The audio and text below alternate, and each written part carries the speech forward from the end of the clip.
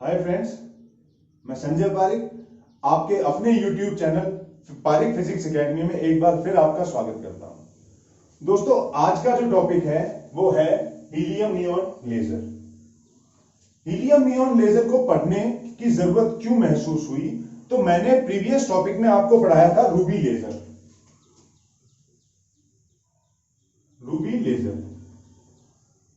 और Ruby laser की सबसे मेन कमी या ड्रॉबैक ये था कि रूबी लेजर से जो आउटपुट मिलता था, जो लेजर लाइट मिलती थी मुझे, वो पल्स फॉर्म में मिलती थी या स्पंदों के रूप में मिलती थी।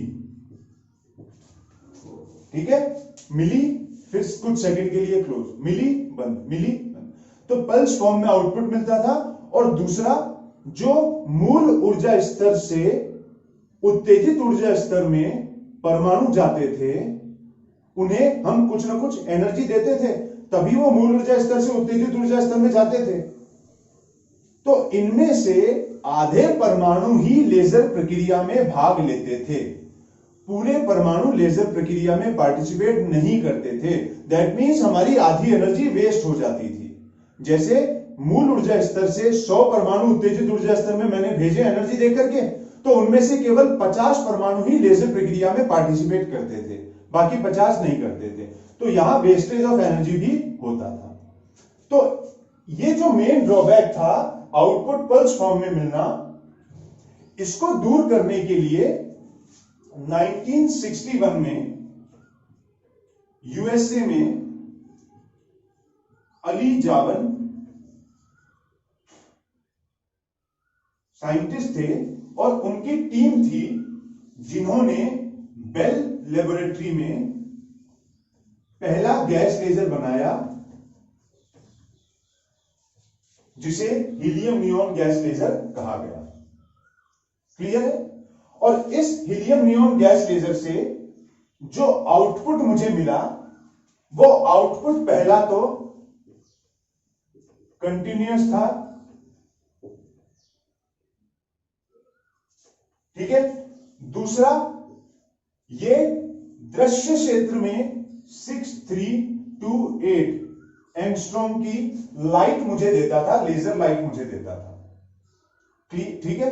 और इस लेजर लाइट का इस्तेमाल कम शक्ति स्रोत के रूप में रिसर्च के कामों में किया गया।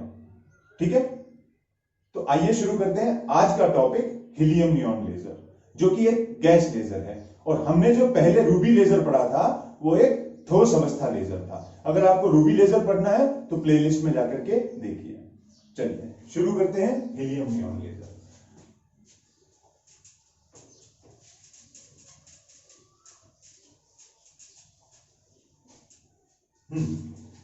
हीलियम नियॉन लेजर का जो डायग्राम है वो मैंने बोर्ड पे आपको बना रखा है। ठीक है, इसमें एक डिस्चार्ज ट्यूब होती है। ये जो ट्यूब है ना, ये विसर्जन नली बोलते हैं इसको अपन, विसर्जन नली, या इसको मैं बोलूंगा डिस्चार्ज ट्यूब। ठीक है,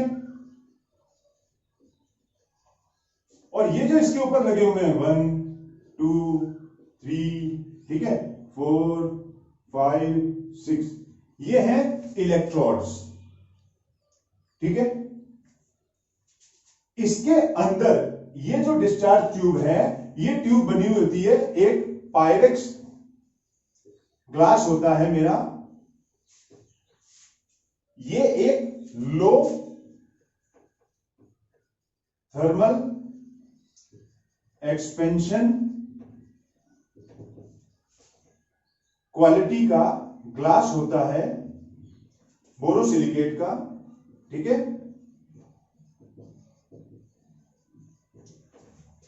ये जो ट्यूब किसकी बनी होती है? तो ये ट्यूब बनी होती है पायरेक्स ग्लास की। और पायरेक्स ग्लास क्या होता है? लो थर्मल एक्सपेंशन बोरोसिलिकेट ग्लास होता है। ठीक है, ये इसकी एक प्रॉपर्टी होती है, लो थर्मली एक्सपेंड होता है ये। ठीक है, इसका थर्मल एक्सपेंशन जो होता है वो बहुत कम होता है। तो पायरेक्स कांच की बनी हुई ये डिस्चार्ज ट्यूब होती है।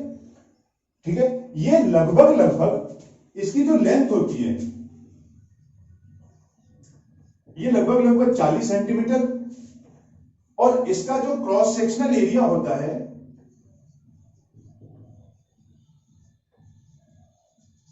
ये 2 सेंटीमीटर का होता है। ठीक है, मतलब अगर ये मैं पायरेक्स कांच की नली मानूं तो इसकी लेंथ 40 सेंटीमीटर और ये जो क्रॉस सेक्शनल एरिया है 2 सेंटीमीटर का होता है। ठीक है, इसमें हीलियम और नियॉन गैसेस को मिक्सचर फॉर्म में भरा जाता है, जिसमें हीलियम का 10 रेशियो होता है और नियॉन 1 रेशियो में होती है। Means 10 ratio helium 1 ratio neon को मिक्स करके इस बोरोसिलिकेट की जो पायरेक्स ट्यूब होती है इसमें भरा जाता है। क्लियर? और इस ट्यूब के अंदर जो प्रेशर रखा जाता है, जो दाब रखा जाता है, वो रखा जाता है 1 mm ऑफ Hg का, पारे का 1 मिलीमीटर दाब रखा जाता है, जिसे हम 1 टॉर भी कहते हैं। क्लियर है? ये 1 टॉर प्रेशर रखा जाता है इसके अंदर। यहां 2 प्लेट्स होती हैं जिनको मैं AA प्लेट बोल देता हूं। AA प्लेट इस तरीके से बोरोसिलिकेट नली के पास में रख देते हैं और ये दोनों प्लेट ब्रूस्टर कोण पे जुड़ी हुई होती हैं। ठीक है, जो AA प्लेट होती हैं ये दोनों ब्रूस्टर एंगल या ब्रूस्टर कोण पे जुड़ी होती हैं। ब्रूस्टर कोण अगर आपको पढ़ना है, छोटी क्लासेस में पढ़ा हुआ होगा आपने, कोई आती है किरण, ठीक है, रिफ्लेक्ट होती है और ट्रांसमिट होती है, दोनों के बीच का एंगल 90 डिग्री होता है। ठीक है, ब्रूस्टर कोण मैक्सिमम रिफ्लेक्शन होता है। चलिए, अगर आपको पढ़ना है तो डिटेल में कमेंट बॉक्स में बता देना, बता दूंगा। हाल फिलहाल ये दोनों जो प्लेट्स होती हैं ये भी बोरोसिलिकेट की प्लेट्स होती हैं और ये ब्रूस्टर कोण पे जुड़ी हुई होती हैं और इनके जस्ट आजू बाजू में, जस्ट इनके क्लोज 2 मिरर रख देते हैं हम, M1 और M2। ठीक है, M1 को पूरा चांदी की पॉलिश कर देते हैं हम लोग, जिसको बोलते हैं फुली रिफ्लेक्टिंग मिरर, जैसा कि रूबी लेजर में किया था। और यहां M2 को मैं पार्शियली रिफ्लेक्टिंग मिरर बनाता हूं, आंशिक रूप से चांदी की पॉलिश करता हूं इसको। ठीक है, जिससे मेरी लेजर लाइट बाहर निकलती है। ये लेजर लाइट बाहर निकल रही है यहां से। ठीक है, और इस पायरेक्स कांच की जो नली होती है इसको मैं एक रेडियो फ्रीक्वेंसी सोर्स से जोड़ देता हूं। ठीक है, जिससे जैसे ही मैं फ्रीक्वेंसी देता हूं, जैसे ही मैं वोल्टेज लगाता हूं, इसमें डिस्चार्ज होता है। डिस्चार्ज होने से जो हीलियम के परमाणु हैं वो उत्तेजित ऊर्जा स्तर में पहुंचते हैं। उत्तेजित ऊर्जा स्तर में पहुंच करके जो लेजर की प्रक्रिया होती है, जो प्रोसेस होता है, उसको स्टार्ट करते हैं। समझे बात को? तो ये इसका कंस्ट्रक्शन है हीलियम नियॉन लेजर का।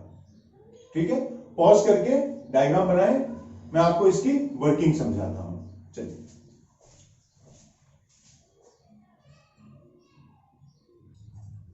हाँ तो दोस्तों बना लिया आपने।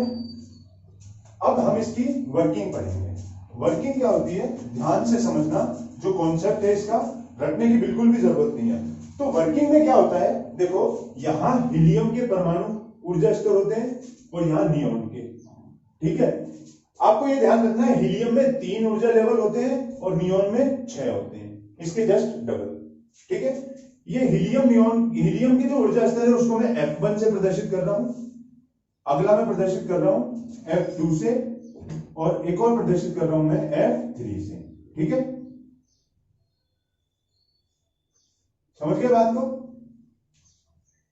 और नियॉन के जो ऊर्जा स्तर है वो F1 के पास में मैं बोलता हूं इसको E1, then E2, then E3, then E4, then E5 और इस F3 के पास में E6। ये नियॉन के ऊर्जा स्तर है और ये हीलियम के ऊर्जा स्तर है। क्लियर है?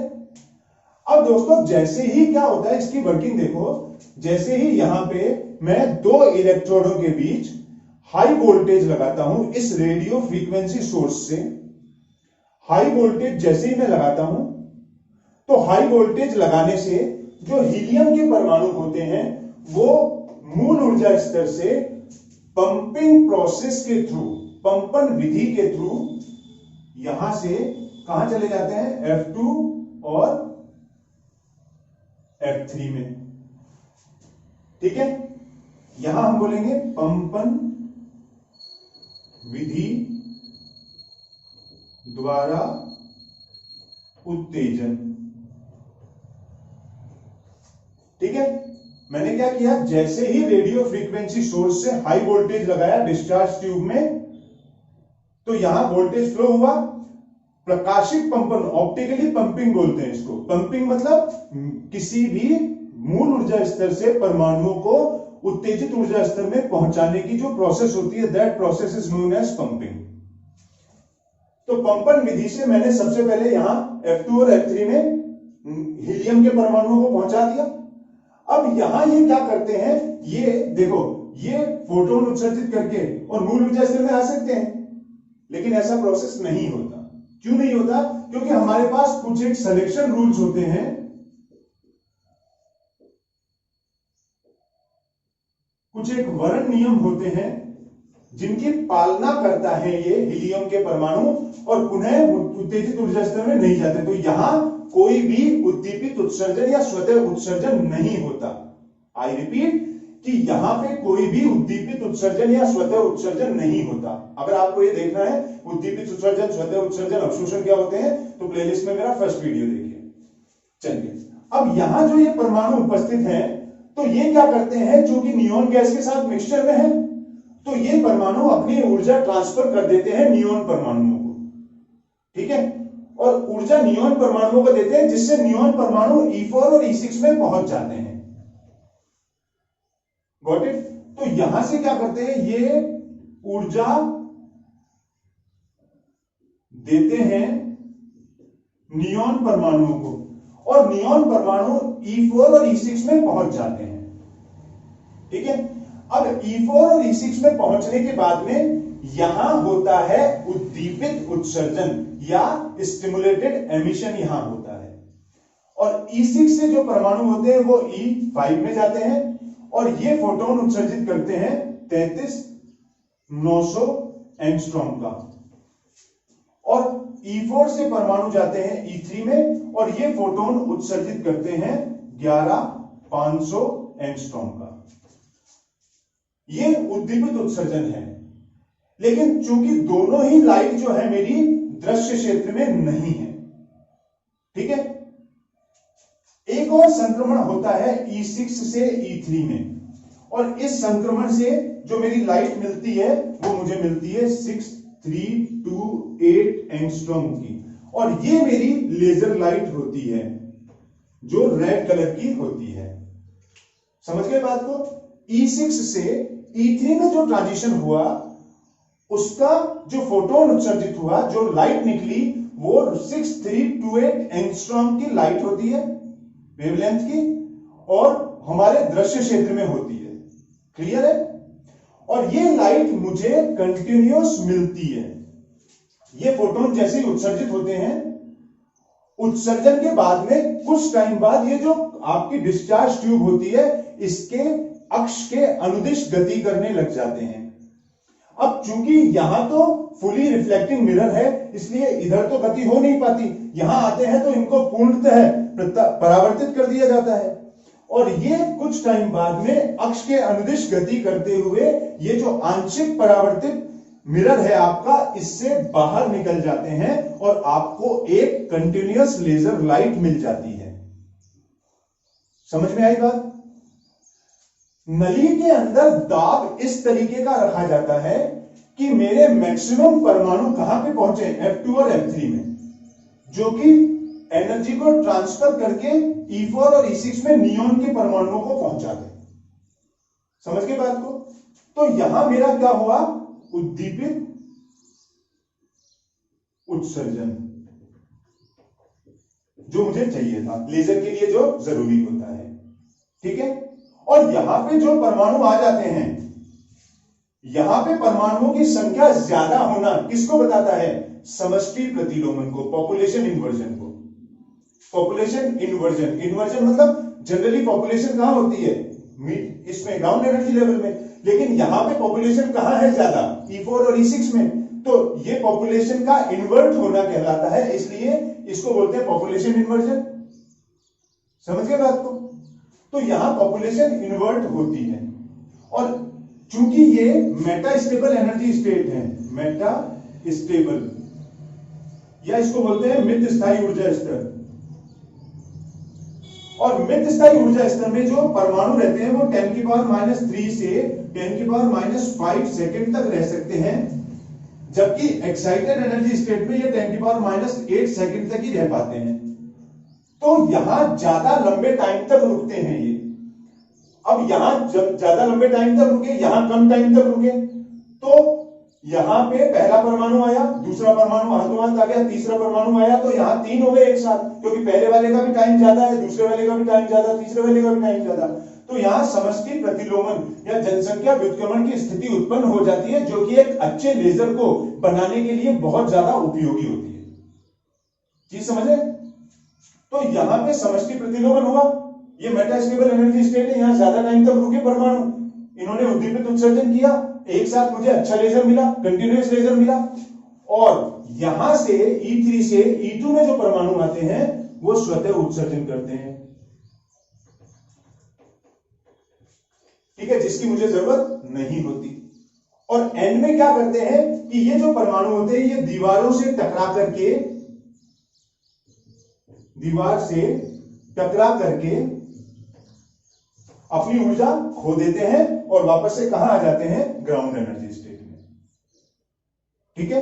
और आपको जो लेजर लाइट है वो कंटिन्यूअस मिलती रहती है, ठीक है, क्योंकि यहां से हम रेडियो फ्रीक्वेंसी से वोल्टेज को कंटिन्यूअस सप्लाई करते रहते हैं। डिस्चार्ज ट्यूब में कंटिन्यूअस डिस्चार्ज होता है, जिससे हीलियम के परमाणु कंटिन्यूअस F2 और F3 में चले जाते हैं, जिससे ये नियोन के परमाणुओं के E4 और E6 एनर्जी स्तर में आ जाते हैं, और यहां से उद्दीपित उत्सर्जन से E3 में आते हैं। उद्दीपित उत्सर्जन मुझे 6328 एंगस्ट्रॉम का मिलता है, और यहां से स्वतः उत्सर्जन से E2 में और दीवारों से टकरा करके वापस E1 में। तो ये एक प्रोसेस है, ये एक वर्किंग है हीलियम नियोन लेजर की, ठीक है। और नली में जो ये हमने दाब रखा है, ये भी समष्टि प्रतिलोमन को अच्छा बनाने में उपयोगी रहता है, ठीक है। तो दोस्तों ये था अली जाबन का हीलियम नियॉन लेजर। अगर आपको इसी तरीके के वीडियोस पढ़ने हैं, देखने हैं, तो कमेंट बॉक्स में जाकर के जरूर कमेंट कीजिए आपका टॉपिक, मैं उसके ऊपर वीडियो बनाऊंगा। और अगर आपको यदि वीडियो पसंद आया हो तो चैनल को लाइक शेयर सब्सक्राइब जरूर कीजिए और अपने फ्रेंड्स के साथ में इसको शेयर कीजिए। Thank you, have a nice day.